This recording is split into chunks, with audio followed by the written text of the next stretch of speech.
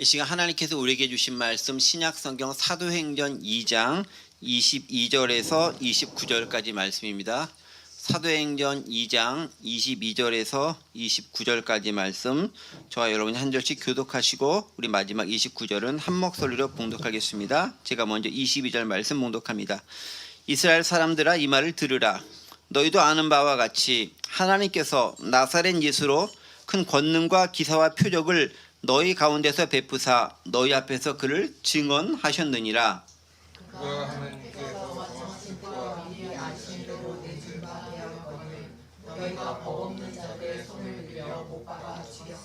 하나님께서 그를 사망의 고통에서 풀어 살리셨으니 이는 그가 사망에 매어 있을 수 없음이라.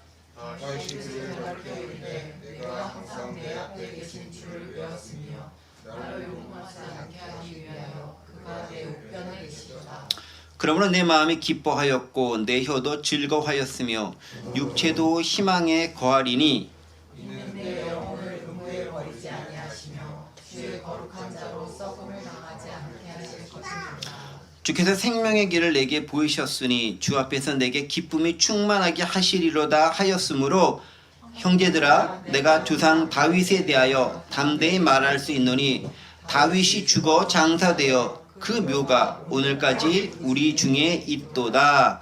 아멘. 네. 지난주에 이어서 베드로가 연속적으로 하는 설교의 내용들 함께 살펴보면서 오늘 우리 주신 메시지가 무엇인지 생각해보는 시간 갖도록 하겠습니다. 지난 시간에 전했던 내용들 잠시 한번 돌아보는 시간 갖도록 하겠습니다. 지난 시간엔 드디어 베드로가 말씀을 전하는 그런 첫 번째 시간을 갖게 되죠. 첫 번째 설교를 하게 됩니다. 누가 설교한다고요? 베드로가 설교를 하죠. 근데 베드로가 그 전에 했던 일이 있었죠. 뭐였죠?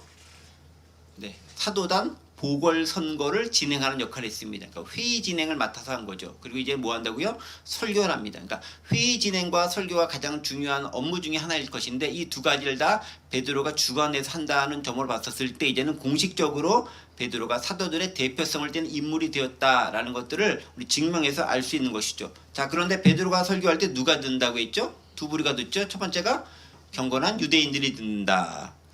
전 세계에서 온 유대인들이 듣는 거죠. 두 번째 누가 듣죠?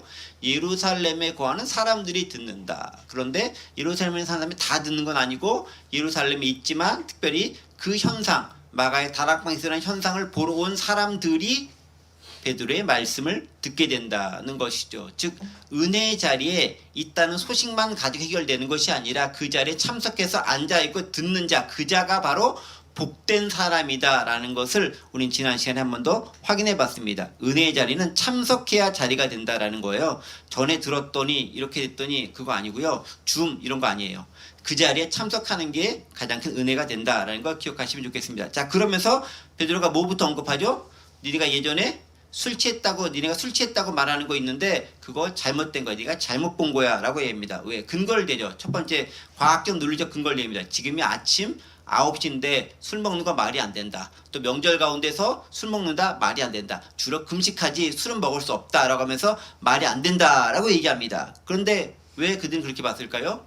그들의 삶이 원래 그런 식으로 보던 삶이기 때문에 그들은 술 취한 것으로 보는 것이 일반적인 그들의 생각이었다라는 거죠. 우리가 평상시 어떤 생각과 가치관을 가지고 살아가느냐에 따라서 우리가 보는 현상과 사물에 대한 판단이 달라진다라는 것 여러분들 기억할 필요가 있습니다. 그래서 우리는 온전히 제대로 된 가치관과 올바른 기독교적 세계관을 가질 필요가 있다라는 것이죠. 자, 그렇게 이야기하면서 본격적으로 베드로가 설교를 하는데 누군가의 것을 인용하면서 설교를 합니다. 누구의 말씀 인용하죠? 선지자 요엘의 것을 인용, 선지자 요엘, 지난주 말씀이니까요. 요엘서 2장 28, 32절의 말씀 인용하면서 합니다. 그런데 그냥 인용하는 게 아니라 어떡하죠? 나름대로 재해석하면서 현 상황에 맞게 적용하면서 베드로는 설명을 하고 있습니다. 그러니까 예전 요엘서를 보면은 그 후에라고 되어져 있던 것들을 베드로는 말세라고 고치면서 지금이 그 말세다. 지금이 그 후가 바로 적용된 이때다라고 얘기하면서 현 상황을 해석하면서 사람들에게 설명해주고 있다라는 거죠. 그런데 누가 그렇게 했다고요? 베드로가 갈릴리 촌놈 아무것도 모를 것 같은 그 녀석도 성령이 강력하게 역사하고 임재하시게 되다 놀라운 능력으로 지혜를 발휘해서 구약의 말씀들을 제때 인용해서 현 상황 가운데 적용해서 풀어 설명해 줄 수 있는 놀라운 설교자가 되었다라는 거예요. 그런 의미에서 봤을 때 우리가 뭐 복음을 저는 잘 몰라서 무식해서 말을 잘 못해서 배운 게 없어서 다 핑계입니다. 베드로도 하잖아요. 네.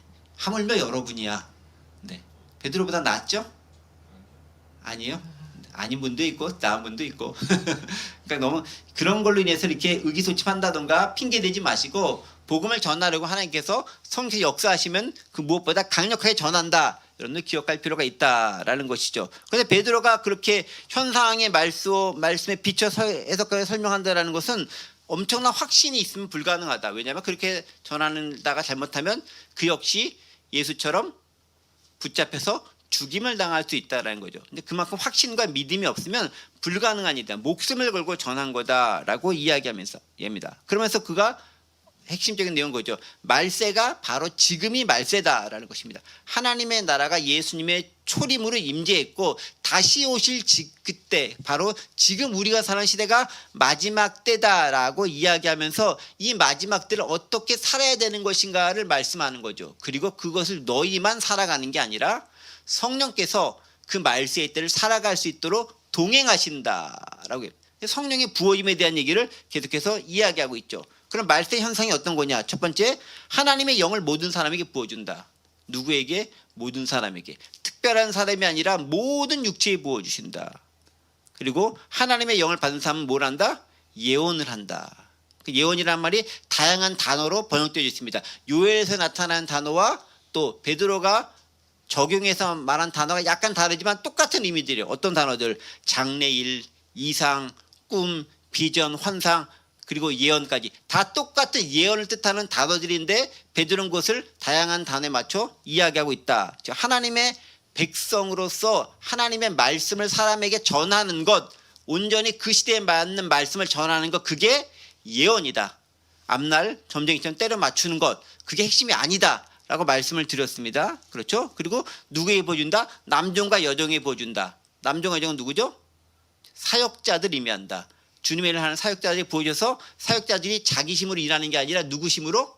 성령의 능력과 힘으로 일할 수 있도록 만들어 주신다라고 말씀해 주셨죠. 그리고 마지막 날에 징조가 있습니다. 피와 불과 연기다라는 말이 있죠. 네. 자연재해와 전쟁과 살인과 기근 등 여러 가지 인위적 재앙들도 나타나고 자연재해들도 나타난다. 그리고 문학적 표현으로서 암울한 현 상황과 시대에 대한 표현을 그렇게 표현한 것일 수 있다라는 것들도 함께 생각해 봤습니다. 자, 마지막은 심판하는 의미가 어떤 의미다? 종말 의식을 가지고 살아야 될 필요가 있다.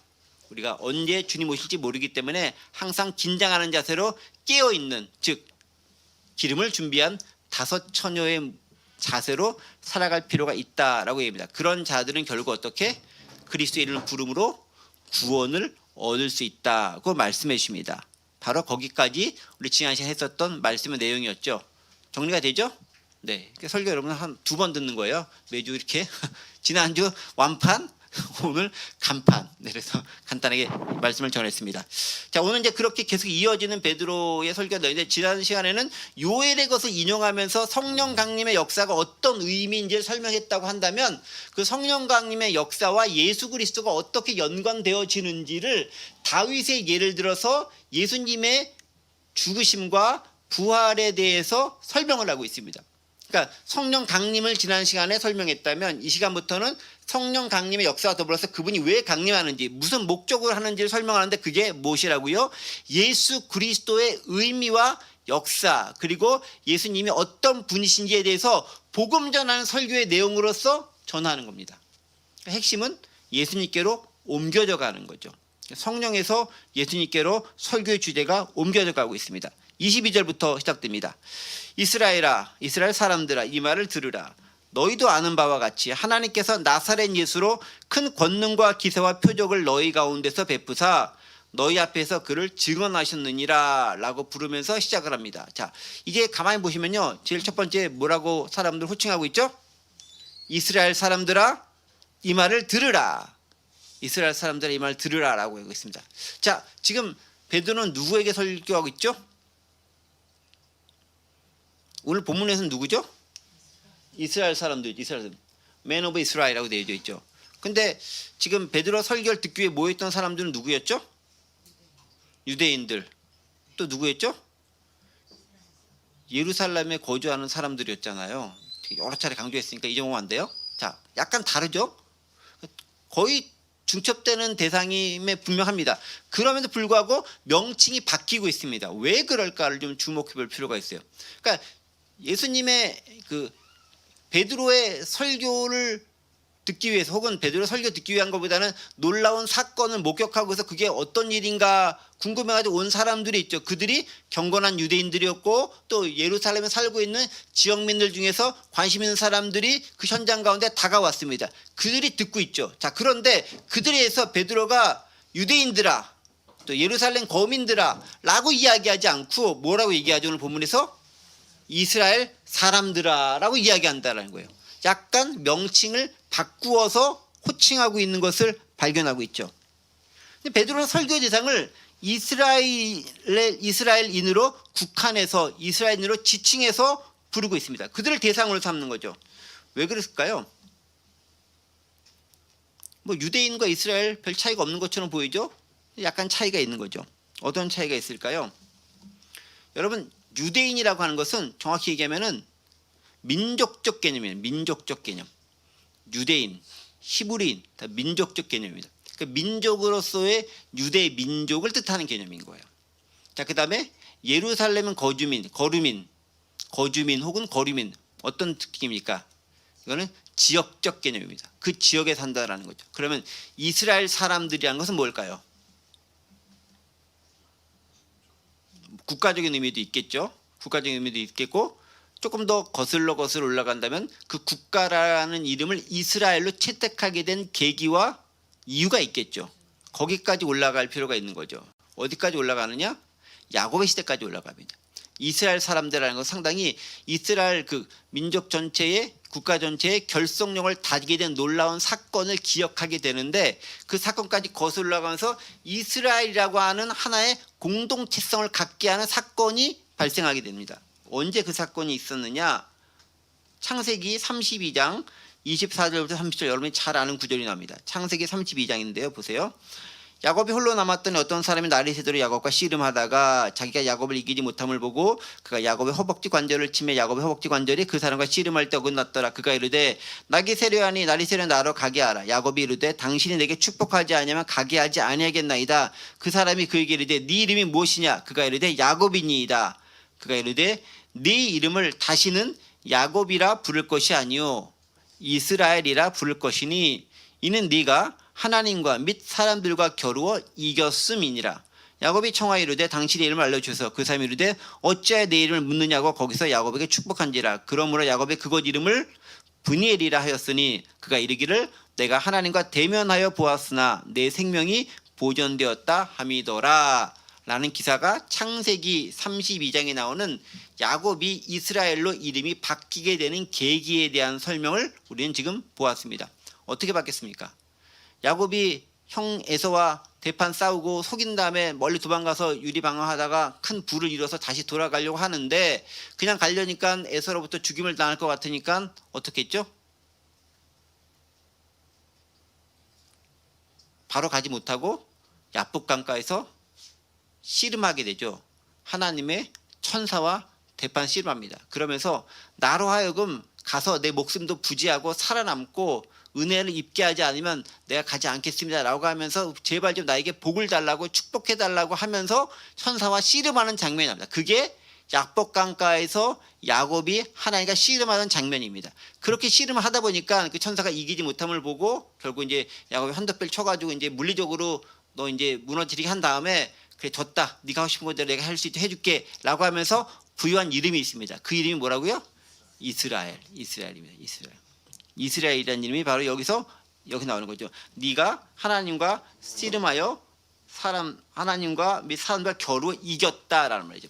이 이스라엘이라는 이 명칭을 가지고 이스라엘 민족이 자기들의 국가를 이스라엘로 하게 됩니다. 하나님과 더불어 하나님의 도우심과 은혜로 그들이 싸웠고 그들이 하나님과 더불어 이김을 얻었다라는 거죠. 여기서 이스라엘의 종교적 공동체성이 형성되기 시작하는 거예요. 그러니까 이스라엘이라는 말은 우리가 한 형제 한 핏줄 같은 공동체성, 즉 하나님이 우리와 함께 하심으로 우리가 이길 수 있고 연합할 수 있게 되는 놀라운 능력을 가졌다라는 것을 지칭하는 의미가 포함된 명칭이 이스라엘이라는 명칭입니다. 그리고 하나님이 너와 함께 한다라는 거죠. 상당히 종교적인 공동체성인 의미가 이 가운데 들어있는 명칭이 이스라엘이라고 하는 명칭입니다. 그러니까 유대인의 명칭이 민족적 명칭이고 그 다음에 예루살렘 거민이 지역적 명칭이었다면 이제 종교적인 공동체성을 강조하는 이스라엘이라는 명칭을 베드로가 사용하면서 그들에게 너희와 우리는 별개가 아니야. 하나의 신앙 공동체로서 역할을 감당할 사람이야 라는 것들을 부각시키고 강조하면서 그들에게 설교하고 있는 거예요. 그러니까 베드로의 입장에서는 지금 자기 앞에 모여있는 사람들이 남으로 여겨지는 것이 아니라 하나의 공동체로서 이제 앞으로 함께 신앙생활을 영위해 나갈 대상으로서 그들을 바라보고 설교하고 있는 거죠.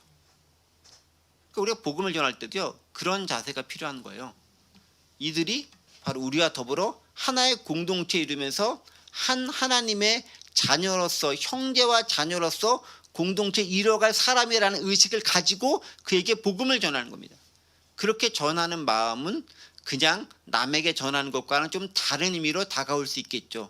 특히나 이스라엘이라고 하는 민족적 공동체성, 종교적 공동체성을 그들이 이미 가지고 있고 확인하고 있는 바이기 때문에 그것을 강조하면서 얘기하면서 우리가 믿고 있는 예수 그리스도가 너희가 믿고 있는 그것과 별개의 존재가 아니야. 그러니까 유대인이라고 하면 철저하게 그리스도를 배타적으로 보고 하나님만을 강조한다는 의미가 강하지만 이스라엘은 그런 의미가 비교적 덜하거든요.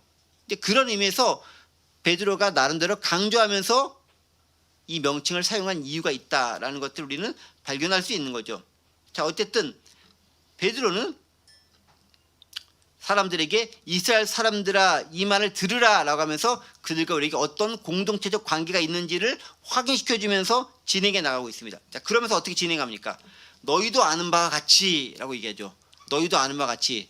무슨 얘기예요? 내가 지금 어떠한 얘기를 하려고 하는데 니네가 모르는 새로운 얘기가 아니라 너도 아는 얘기야. 그들이 알고 있는 사실에, 알고 있는 역사적 사실에 기반해서 또 알고 있는 어떤 현상에 기반해서 내가 논기를 전개해 나가겠다라고 얘기하고 있죠.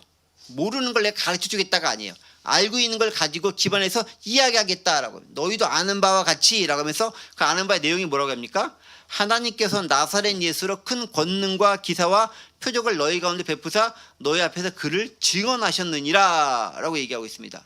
자, 가만히 보세요. 하나님께서 누가요? 하나님께서 누구를? 나사렛 예수를 뭐 하셨다? 너희 앞에서 증언하셨다. 자, 유대인들은 예수님을 어떻게 했다? 배척하고 죽도록 만드는 사람이죠. 그런데 하나님은 예수님을 어떻게 했다? 너희 가운데서 증언했다라고 지금 베드로는 얘기하고 있는 거예요.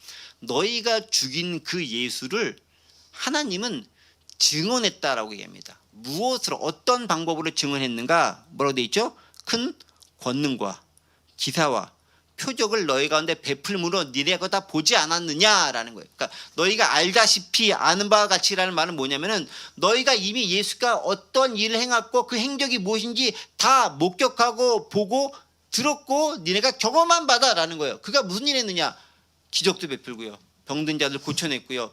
탁월한 설교도 했고요. 비유를 통해 말씀도 했고요. 권위 있는 놀라운 가르침도 베풀어 주셨고요. 배고픈 자에게 음식도 주셨고요.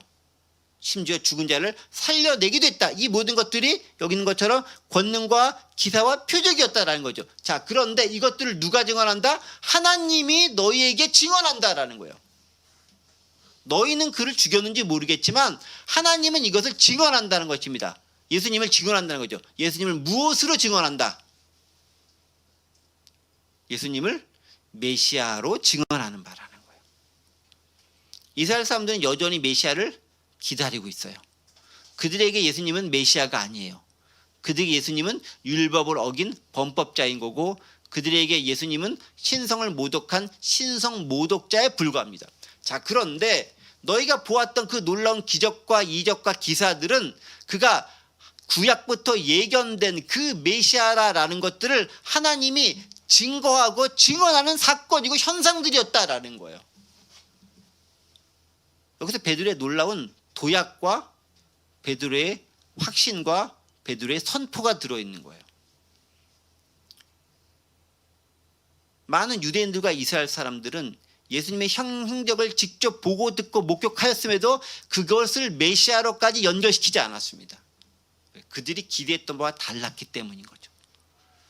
그런데 예수님은 수차례 걸쳐서 제자들에게 이게 진짜 메시아의 모습이야 라고 하나님 나라가 무엇인지를 통해 가르치셨고, 제자들은 예수님의 부활하기까지도 그게 무엇인지 모르고 있다가 비로소 부활하신 다음에야 그것이 이게 진짜 메시아의 모습이었구나 라고 그들이 깨달음이 온 거예요. 그 깨달음을 베드로가 알고 그 깨달음을 경험했기 때문에 이제 비로소 베드로는 담대하게 예수께서 기적을 베푸신 모든 것들이 진짜 메시아의 모습이었다라고 담대하게 선포하고 선언할 수 있는 거예요.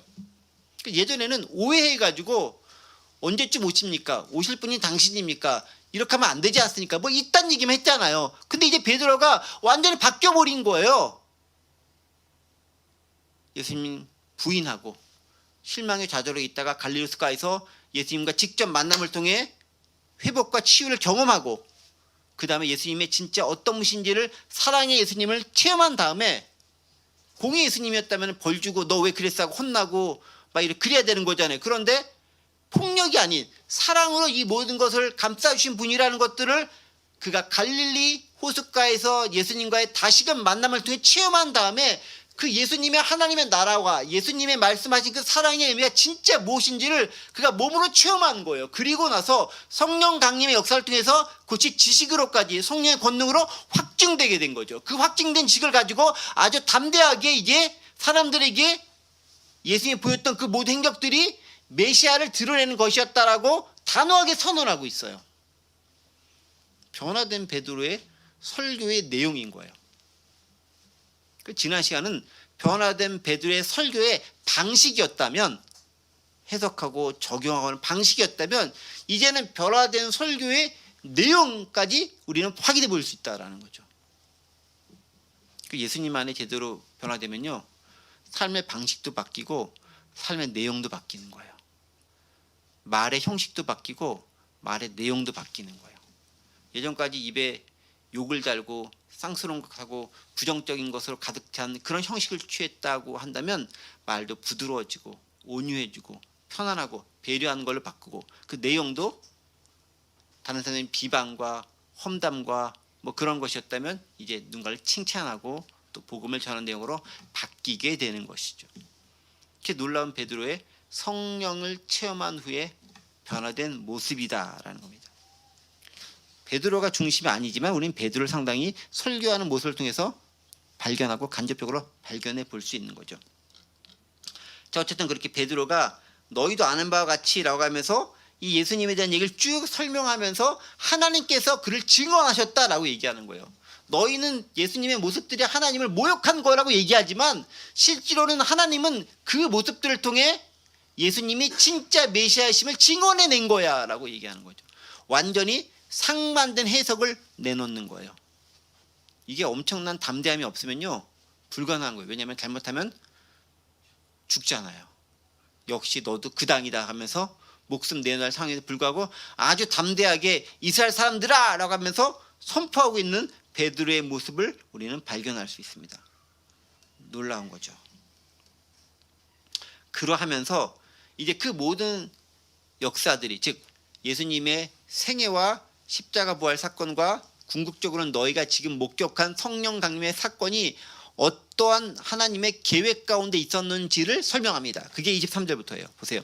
그가 하나님께서 정하신 뜻과 미리 아신 대로 내준 바 되었거늘 너희가 법 없는 자들의 손을 빌려 못 박아 죽였으나 24절 하나님께서 그를 사망의 고통에서 풀어 살리셨으니 이는 그가 사망에 매어 있을 수 없었음이니라 라고 얘기하고 있습니다. 자 보세요.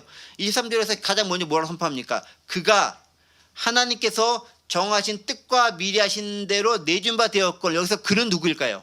그 영어로 하면 this man이라고 하죠. 그는 예수님을 가르쳐요. 예수님은 어떻게?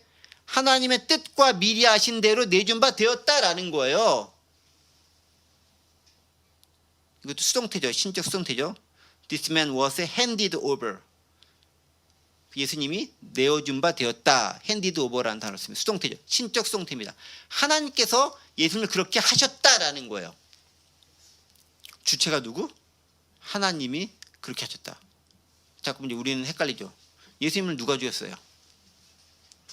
유대인들의 사주를 받아서 로마 병정의 손에 죽은 거잖아요. 죽이기는 이제 유대인들이 죽였다, 로마 군인들이 죽였다라고 볼 수 있겠죠. 또 빌라도 판결에 의해서 죽었다고 볼 수 있겠죠. 그런데 베드로는 지금 어떻게 해석하고 있어요? 니네가 죽인 게 아니라 누가 죽였다? 하나님이 죽였다라는 표현을 하기보다는 내어준 바 되었다. 그러니까 니네가 인간적인 술수와 계획을 가지고 예수를 죽인다고 해서 실제로 죽였다라고 생각할지 모르겠지만 실제로는 그게 니네가 한 것처럼 보일지 모르겠지만 실제로는 누가 했다? 하나님의 계획이 있다라는 거예요. 하나님의 큰 그림이었다라는 거예요. 우리 빅피처가 여기서 발견되는 거예요. 우리가 계획 세우고 모략 세워가지고 막 이렇게 해가지고 예수를 죽였으니까 승리했다 라고 니는 얘기했지만 그거 하나님의 계획 가운데 있는 거야. 완전 깨갱 되는 거죠. 깨갱. 응? 이런 반전이 뭐 이런 거죠. 하나님의 정하신 뜻과 미리 하신 대로라고 되어 있죠. By God's set purpose and foreknowledge. 하나님의 목적과 하나님의 선지 foreknowledge 미리 하심. 하나님의 목적 하에서 그게 다 이루어진 일이었다라는 거예요. 베드로의 놀라운 해석인 거죠. 근데 니네는 니네가 죽였다라고 자랑하고 있지. 또 때로는 어떤 사람 그것 때문에 가슴 아파하고 좀 죄책감을 느끼고 있지. 아니야. 하나님께서 하신 일이야. 다만 하나님의 도구로 니네가 사용되었을 따름이야 라고 얘기합니다. 물론 그에 대한 책임은 그가 지는 거예요. 행위는 그가 했기 때문에. 주체가 하나님이심을 계속 드러내는 거죠. 자, 아까도 얘기했죠. 예수님께서 여러 가지 생애 동안 기적을 행하는 거 다 뭐였다고요? 주체가 누구야? 하나님이 그것을 통해서 예수님 메시아심을 증언했다. 지금 계속 하나님이 주어가 돼서 하나님이 주체가 돼서 행하셨다라고 이야기하고 있죠. 자, 하나님이 주체가 행하셨다라는 것은 뭡니까? 같은 이스라엘 공동체에 있어서 핵심이 되는 것이 하나님 신앙이지 않습니까? 아까 야곱이 이스라엘로 되는 데 있어서 하나님이 너와 동행한다라는 의미를 가지고 설명해냈습니다. 그래서 이스라엘이다라고 하는 하나의 신앙 공동체성이 거기서 나왔다라고 얘기하고 있죠. 자, 그러면서 베드로가 지금 주어를 하나님으로 옮겨가면서 그 신앙 공동체 가운데 너가 믿고 있고 우리가 믿는 그 하나님이 예수님을 이렇게 메시아로 증명했고 그 하나님이 예수님의 십자가도 계획 가운데 있었던 것이고 이제 보겠지만 살리심도 계획 가운데 있었던 거야 라고 설명해주고 있다는 거죠. 그래서 우리는요 하나님의 손바닥 안에 있는 거예요. 부처님 손바닥이 아니라 하나님 손바닥 안에 있는 거예요. 하나님의 계획과 장중 가운데 있는 겁니다. 여러분들이 별거 아닌 것 같이 행하는 거, 예를 들면 북악한을 이 조그만 교회에 와가지고 어렵고 힘들게 한 2시간씩 와가지고 앉아있는 거 하나님의 계획 가운데 있는 거라는 겁니다. 섭리 가운데 있다라는 거예요. 나는 우연히 어떻게 길 가다 지나칠 수가 있습니다. 그거 아니다라는 거죠. 하나님의 계획과 섭리 가운데 너는 네가 한 것 같지 다 내 계획과 나의 퍼포즈와 나의 foreknowledge를 통해서 이루어진 일이야 라고 선언한다는 거예요. 놀라운 사실인 거죠. 네. 그런데 어쨌든 하나님이 그렇게 계획을 하셨는데 실행은 누가 하게 됩니까? 23절 하반절 보면 실행은 누가 됩니까? 너희가 법 없는 자들의 손을 빌려 못 박아 죽였다. 그래서 너희는 누구일까요? 너희가 이 말씀을 듣는 이스라엘 사람들. 네, 이스라엘 사람. 뭐 거의 중첩되니까 뭐 그 사람이겠지만 베드로가 지금 이스라엘 사람들이라고 설교하고 대상을 지칭하고 있는 거야. 이스라엘 너희가 뭐 했다? 이 사람을 죽였다라는 겁니다. 그런데 어떻게? 법 없는 자들의 손을 빌려 못 박아 죽였다라고 가슴을 찌르는, 폐부를 찌르는 선언을 하고 있는 거죠.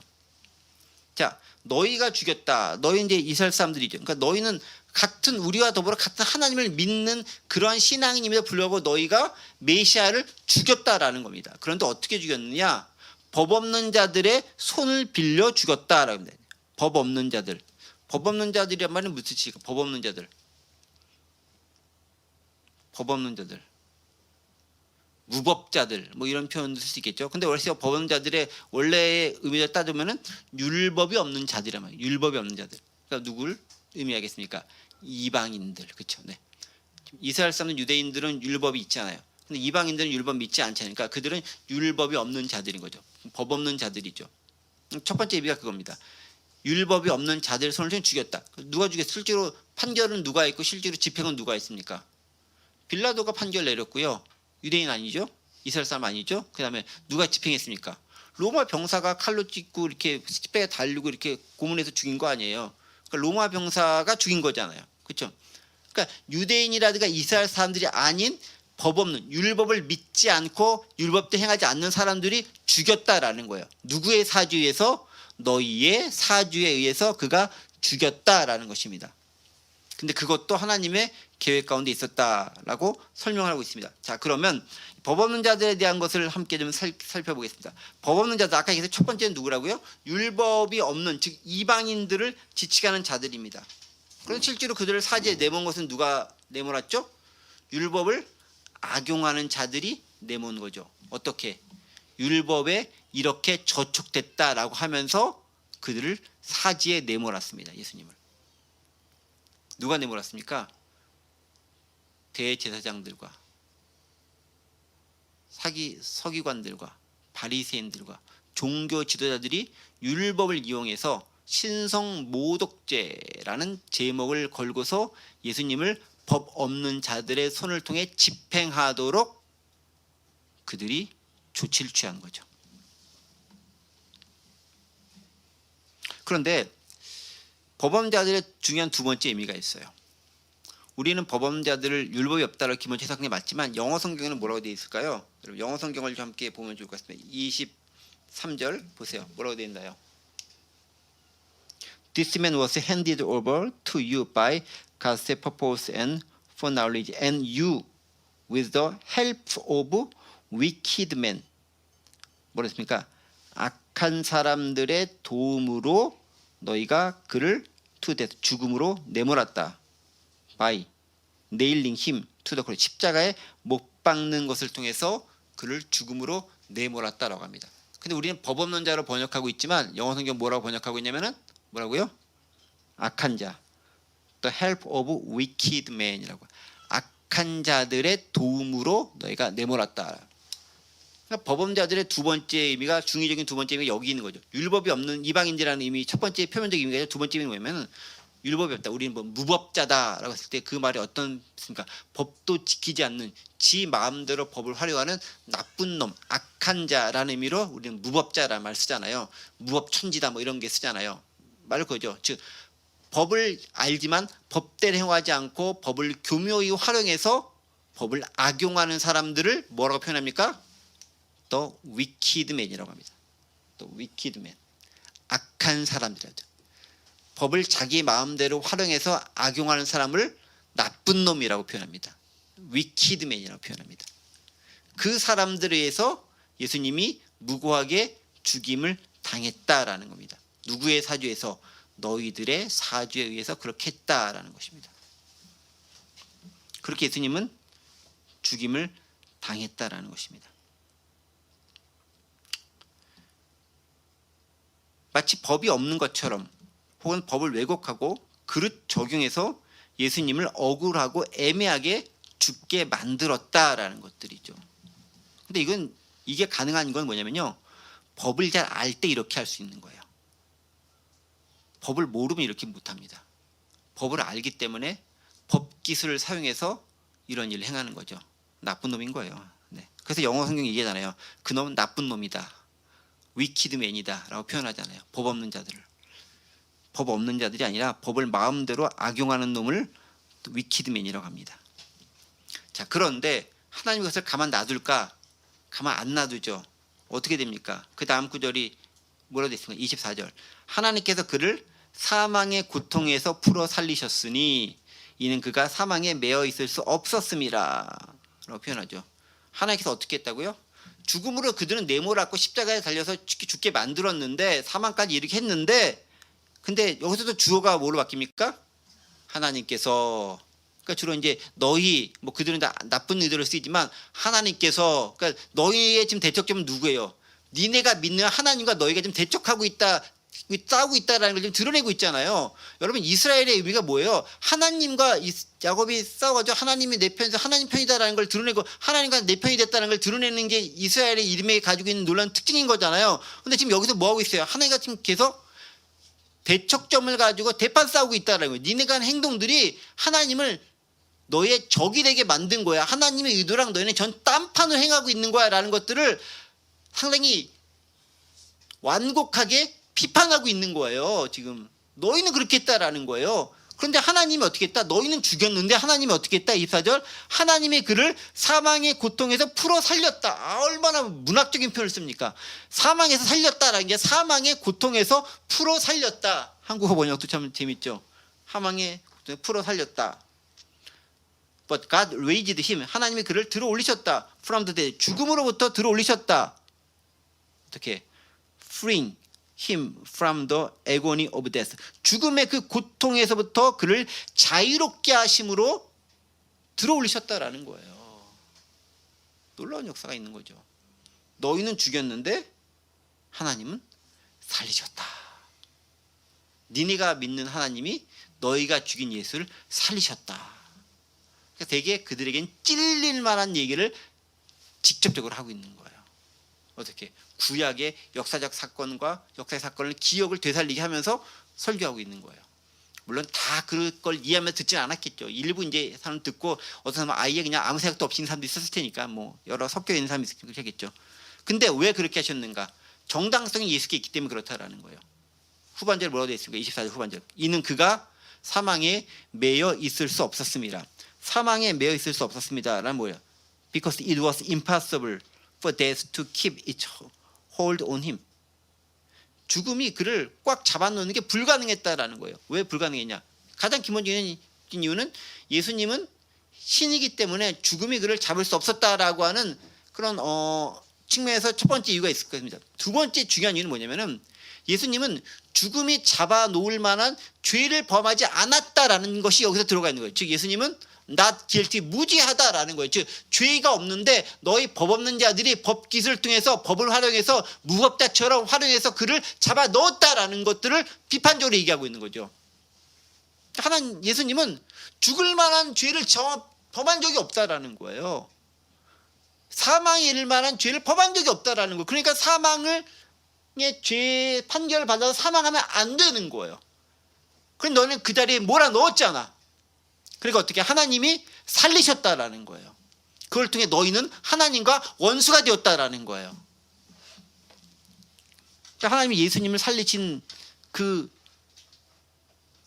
행위, 그 사건이 예수님을 죽인 이스라엘 사람들이 하나님과 원수되게 하는 행위였다라는 것들을 간접적으로 증언하고 증명하고 있는 겁니다.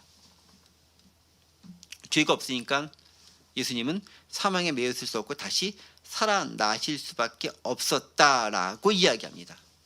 그리고 우리 역시 그 예수님을 믿는다고 한다면 우리는 죄 많이 졌죠. 예수님은 죄 안 졌지만 우리는 죄 많이 졌잖아요.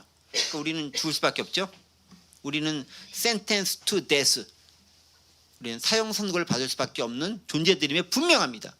그럼에도 불구하고 우리가 예수를 믿으면 by the name of blood, by the blood of 예수님의 피와 이름에 의해서 우리는 어떻게 죽음에서 삶으로 생명으로 옮겨질 수 있다라는 복음의 메시지 이 가운데 들어있는 거죠. 예수님은 죄도 없이 죽었기 때문에 죽음이 예수님을 가둬놓을 수 없어서 살아나셨고 하나님께 살리셨지만 우리는 죄로 인해 죽을 수밖에 없지만 그 예수님의 피 때문에 예수님의 이름 때문에 죽음에서 다시 살아날 수 있는 기회와 방법을 허락해 주셨다라는 거예요. 그러니까 누굴 믿어야 돼요?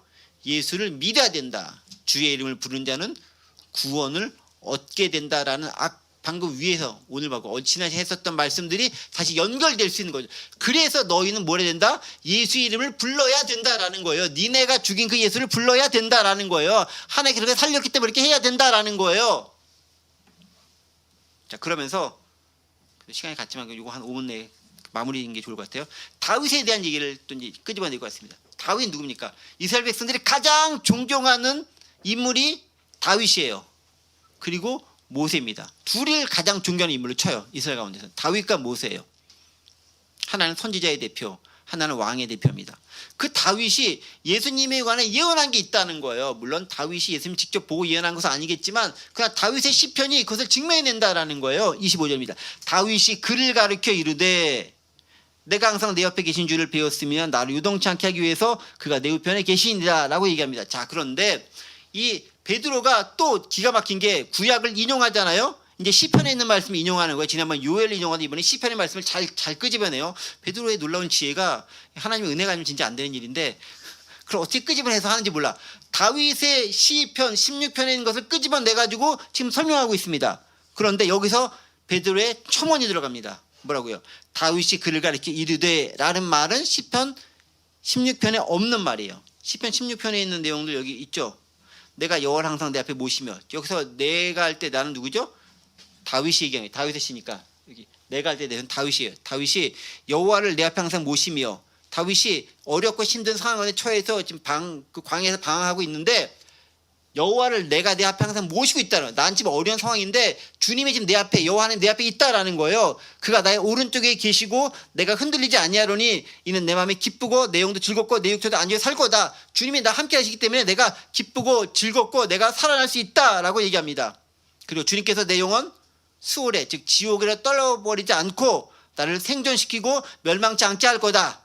그가 나 어떻게 생명의 길로 이끄실 거다 라고 하면서 주님께서 나와 함께 하시기 때문에 내 지금 형편과 삶은 무척 초라하고 비굴하고 어렵고 힘들지만 주가 함께 하시기 때문에 결국은 내가 살아날 거다라는 것을 희망 섞인 바람과 더불어 미리 선포하면서 시를 쓴 게 시편 16편의 다윗의 시입니다. 자, 그런데 베드로가 이 시를 딱 끄집어내가지고 이 시를 예수님께 적용을 하는 거예요.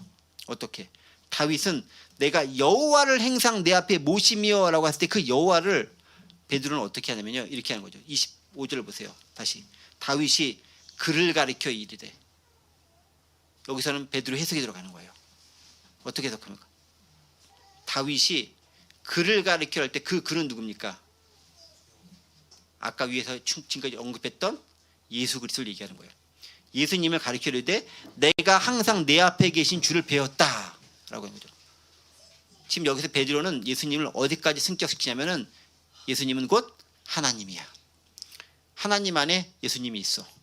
예수님 안에 하나님이 보여 라는 것까지 승격시키는 거예요. 즉 하나님과 동행하시고 하나님과 본질상 동일한 분이신 예수님을 이 가운데서 연결시키면서 다윗이 본 것은 하나님일 뿐만 아니라 다윗은 누굴 봤다? 그 안에 예수님을 봤다라고 베드로가 이 시편 16편을 인용하면서 설명하고 주석해내는 거예요. 베드로는 어느새 탁월한 설교가이자 주석가가 되어버린 거예요. 그 시편 16편만 가지고는 그게 예수님을 발견할 수 있는 건덕지가 없어.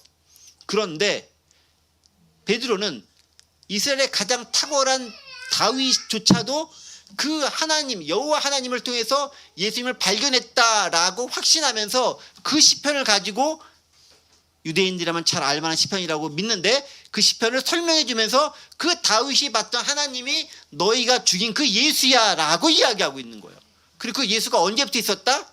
지금이 아니라 1000년 전쯤 되는 그 다윗 시대에도 예수님이 하나님과 함께 계셨다라고 얘기하는 거예요. 하나님이 아니고 예수님이었다라는 게 아니라 하나님과 함께 계신 그 예수님이 1000년 전에도 계셨고 지금도 계시는데 너희가 죽였다고 해서 죽일 수 있는 분이 아니라 다시 당연히 살아나셨고 지금도 함께하고 계시다라는 것들을 강조해서 이야기하고 있는 거예요. 그 다음에 이제 다윗의 시편 내용인 거죠. 내가 항상 내 앞에 계신 주를 비웠으며. 또 주라는 말을 대신에 예수님을 바꾸면 되는 거예요. 다윗은 여호와 하나님이라고 하지만 베드로는 것을 여호와 하나님뿐만 아니라 누구까지도 예수님까지도 그 안에 함께 보였다라고 얘기하는 거예요. 그래서 I saw the Lord always before me. 내 앞에 항상 계신 그 주님을 나는 배웠습니다. Because he is at my right hand. 왜냐하면 그가 내 오른쪽에 계시고 I will not be shaken. 내가 결코 흔들리지 않을 것이다 라고 선언하고 있는 거죠. 다윗이 선언했던 그것이 지금 너희가 보고 있는 그 시편의 모습과 더불어 동일하다라고 선언하는 것입니다. 놀라운 해석이 들어가 있는 거죠. 그래서 다윗이 이렇게 선언하잖아요. 그분은 항상 내 앞에 계셔. 내 오른쪽에 계셔서 나를 흔들리지 않게 항상 꼭 붙잡아주고 계셔. 그 다음 또 뭐입니까? 26절 넘어가면 그래서 내 마음이 기뻐해. 그 주님이 내가 함께 했으니까 내가 형편상은 어렵지만 어떻게? 나는 기뻐하고 즐거워할 수밖에 없다라는 거예요. 내 혀도 즐거워할 수밖에 없다는 거예요. 내가 찬양할 수밖에 없다라는 거예요. 내 육체도 지금 힘들고 어렵고 고통 가운데 있지만 희망에 거할 수밖에 없다라는 거예요. 왜? 내 영혼을 음부에 버리지 아니하고 주의 거룩한 자로 썩임을 당하지 않게 하실 것을 믿기 때문에 주님께서 그렇게 하실 것을 믿기 때문에 그렇다는 거예요. 그리고 실제로 주께서 예수님을 그렇게 살리셨던 것처럼 그 주님을 뵙는 나 이스라엘 백성들 유대인 그리고 이 베드로 나도 그렇게 살리실 것이다 라는 것들을 다윗의 시를 인용해서 설명하고 있습니다. 그리고 마지막에 화령 점점을 찍는 거죠. 28절 주께서 생명의 길을 내게 보이셨으니 사는 길을 보이셨다라는 거예요. 누가 사는 거죠? 예수가 사는 길이라는 거예요. 하나님이신 예수님이 사는 길이라는 거예요. 주 앞에서 내게 기쁨이 충만하게 하시리로다. 주님께서 내게 기쁨이 충만하겠다라는 거예요. 지금 현실과 상황은 어렵지만 기쁨이 충만하게 하실 것이다 라는 거예요. 다윗이 그렇게 하나님을 보면서 자기의 다시 회복될 것을 기대하며 고백했듯이 그 시를 그대로 베드로가 가져와서 예수님한테 적용하면서 바로 그 모습이 내 모습인 거고 너희들의 모습이 되어야 되는 것이고 하나님께서 그렇게 예수님을 살리셨던 것처럼 그분을 믿는 너희도 그렇게 살리실 것이다 라고 이야기하고 있습니다. 즉 항상 하나님과 함께 하시는 하나님이신 예수님을 너희가 보고 있다면 그 예수님이 너희를 살리실 것이다 라고 얘기합니다. 그리고 우리도 어떻게 된다? 그 예수님과 동행하는 삶을 살아야 된다라고 선언하고 있습니다. 그리고 이제 마지막에 29절에 꽉 못을 박는 선언을 합니다. 보세요. 형제들아. 이제 뭐라고 얘기하죠? 형제들아. 이스라엘 사람들아 해서 형제들아로 바뀌었어요. 넘어가면서 이제 벌써 바뀌었죠. 친근감이 생겼어요. 우리 공동체다라는 거예요. 내가 조상 다윗에 대해 감히 말할 수 있노니 조상 다윗에 감히 말할 수 있노니 다윗은 죽어 장사되어 그 묘가 오늘까지 우리 중에 있도다. 뭡니까? 다윗은 죽어서 장사되어서 우리 가운데 있다. 이미 다윗은 역사적 사건으로서 죽은 가운데 있지만 그 다윗이 보았던 그 예언했던 예수님은 무덤은 있으되 부활하셔서 없다. 살아계셨다. 살아나셨다라는 것들을 선포하고 있는 거죠. 너희가 그렇게 추앙하는 다윗은 죽었다. 그래서 무덤 장사돼서 묘가 오늘까지 있고 죽었다라는 걸 확증할 수 있는 게 있는데 예수님은 빈 무덤이었다. 그는 부활하여 살아나셨다라고 선포하고 있는 거예요. 다윗과 대조되는 그 예수님, 너희가 존경하는 다윗과 대조되는 그 예수님. 근데 그 예수님은 바로 다윗이 누구라 불렀다? 하나님으로 불렀던 그 예수님이다. 그리고 그 예수님이 바로 살아나셔서 오늘 우리와 함께 계시고 그 예수를 믿는 내가 이렇게 변했던 것처럼 너희도 구원을 얻을 것이다 라고 말씀하십니다. 정말 놀라운 설교자로 변한 베드로의 모습을 발견할 수 있지 않습니까? 저는 이제 사도행전을 보면서 어떻게 베드로가 이렇게 싹 바뀌었을까? 그 전에 마테마가 누가 요한의 복음서 봤던 그 모습이 완전히 어떻게 바뀌었을까 싶을 정도로 완전히 천지개벽할 만한 베드로가 된 거예요. 성령이 아니면 불가능한 상황인 거죠. 말씀을 정리합니다. 인간이 아무리 예수님을 죽이고 지 마음대로 어떤 사건을 한다 할지라도 그 모든 것들은 결국 하나님의 섭리 가운데 있습니다. 우리가 믿음의 눈으로 하나님의 시선으로 세상을 바라본다면 세상은 망해가는 것처럼 보일지 모르지만 궁극적으로 세상의 주관자며 통치하신 하나님은 세상을 제대로 돌려놓으실 줄 믿습니다. 그게 희망인 거고요. 오늘 이 시대를 바라본 우리의 관점도 저는 그래야 한다라고 생각을 합니다. 그래서 실망과 절망과 답답한 가운데 있을 수밖에 없는 현실에 있다 할지라도 하나님의 시선을 봤었을 때 결국 공의와 사랑을 회복시킬 것이다 라는 믿음이 있습니다. 그 믿음으로 세상을 바라봐야 하는 것이죠. 그리고 그것은 결국 예수 그리스도가 죽음에서 부활하셨는데 그것이 하나님의 계획 가운데서 그분이 예수님을 살리셨던 것처럼 우리 역시 그 예수를 믿는다고 한다면 죽음에서 살리실 것이고 그 은혜 가운데서 놀라운 하나님 나라의 백성으로 제자로 살아가게 될 것입니다. 그 역할을 제대로 감당해낼 수 있는 저와 여러분들 되시기를 간절히 원합니다. 기도합니다. 은혜와 사랑 하나님 아버지 감사합니다. 오늘도 말씀을 통해서 하나님의 섭리를 발견하게 되고 또 그 가운데서 놀랍게 역사하셨던 일들을 발견하게 됩니다. 우린 때때로 세상과 현실 보면서 답답하고 암울해하지만 하나님의 계획은 지금도 진행되고 있음을 믿습니다. 그 놀라운 계획 안에 하나님의 눈으로 세상을 바라보게 하시고 하나님의 놀라운 역사가 우리가 내 펼쳐질 수 있도록 우리를 사용하여 주옵소서. 감사드리며 예수 그리스도의 이름으로 기도하옵나이다. 아멘.